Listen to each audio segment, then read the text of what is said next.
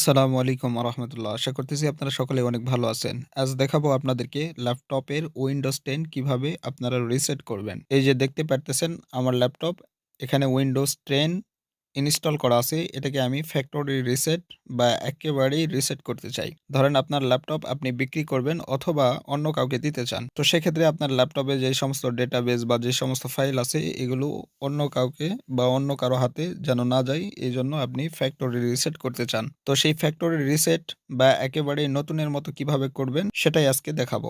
দেখানোর আগে রিকোয়েস্ট, আমার চ্যানেলটি সাবস্ক্রাইব করে না থাকলে এক্ষুনি সাবস্ক্রাইব করে ফেলুন আর বেল বাটন অল করে রাখুন যাতে নতুন ভিডিও আসার সাথে সাথেই দেখতে পারেন। এই যে দেখেন ল্যাপটপটি ওপেন আছে। জাস্ট এখান থেকে আপনারা এই যে নিচে একটা এই জায়গায় একটা যে দেখেন স্টার্ট বাটন আছে, জাস্ট এখানে একটা ট্যাপ করে দিবেন। এরপরে এখান থেকে এই যে সেটিংস এখানে একটা ক্লিক করে দিবেন। এরপরে এখান থেকে রিসেট করার জন্য আপডেট অ্যান্ড সিকিউরিটি জাস্ট এখানে ক্লিক করে দিবেন। ব্যাস, এরপরে এখান থেকে এই যে রিকভারি এখানে একটা ট্যাপ করে দিবেন। এরপরে এই যে এখান থেকে অ্যাডভান্স স্টার্ট আপ এর নিচে এই যে রিস্টার্ট নাও এখানে একটা ক্লিক করে দিবেন। এরপরে আপনাদের সামনে প্লিজ ওয়েট লেখা আসবে। জাস্ট একটু ওয়েট করবেন। এরপরে আপনাদের সামনে ৩ টা অপশন আসবে। এখানে বলা হবে চুজ অ্যান অপশন। এখান থেকে কন্টিনিউ, ইউজ এ ডিভাইস এবং সবার নিচে থাকবে ট্রাভেল শুট।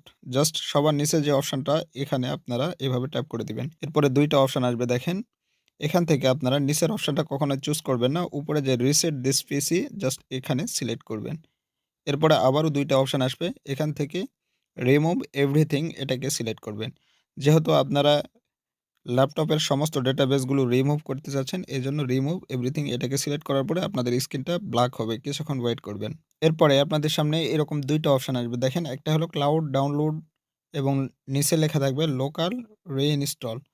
যেহেতু আপনার কোনো ক্লাউড নাই বা আপনি এই উইন্ডোজটাকে ডাউনলোড করে রাখেননি, এজন্য নিচের লোকাল রিইনস্টল এটাকে সিলেক্ট করবেন এবং ট্যাপ করে দিবেন। এরপরে আবারও আপনাদের সামনে এরকম ২ টা অপশন আসবে, জাস্ট রিমুভ মাই ফাইলস এবং ফুললি ক্লিন দ্য ড্রাইভ। তো আপনারা এখান থেকে ফুললি ক্লিন দ্য ড্রাইভ এখানে সিলেক্ট করে দিবেন। এরপরে আপনাদের সামনে এরকম অপশন আসবে, এখানে বলা হবে দেখেন রিসেট দিস পিসি এবং নিচে সুন্দর করে আপনাকে লিখে দিবে যে এই পিসিটি রিসেট করলে রিমুভ হবে বা কোন ফাইলগুলো আপনার ল্যাপটপ থেকে একেবারে রিমুভ হয়ে যাবে। তো আপনারা একটু কষ্ট করে পড়ে নিবেন এবং পড়ার পরে যদি আপনারা সম্মতি দেন, সেই ক্ষেত্রে এই যে নিচে দেখেন এখানে রিসেট লেখা আছে, জাস্ট এখানে একটা ট্যাপ করে দিবেন। ট্যাপ করার সাথে সাথেই আপনাদের সামনে এরকম অপশন চলে আসবে। এখানে কিছুক্ষণ ওয়েট করবেন, বেশ কিছু সময় লাগবে। অবশ্যই চার্জার লাগিয়ে রাখবেন, যেহেতু অনেকটা সময় লাগবে, এজন্য অপেক্ষা করবেন। এরপরে বেশ কিছুক্ষণ ওয়েট করার পরে আপনাদের সামনে ঠিক এরকম করে ইন্টারফেস চলে আসবে। এইভাবে আপনার ল্যাপটপ রিসেট হওয়ার পরে সেটা ওপেন হয়ে যাবে। এই যে দেখেন ল্যাপটপটা কিন্তু একেবারেই ওপেন হয়ে গেছে। সো এইভাবেই কিন্তু আপনারা আপনাদের ল্যাপটপগুলো রিসেট করতে পারেন। আর যদি আপনারা চান যে ল্যাপটপ রিসেট করার পরে এটাকে কিভাবে ওপেন করবেন সে নিয়েও একটি ভিডিও থাকবে। অবশ্যই মিস না করতে চাইলে চ্যানেলটি এক্ষুনি সাবস্ক্রাইব করুন আর ভিডিওটি ভালো লাগলে লাইক কমেন্ট করে সাথেই থাকুন। ধন্যবাদ।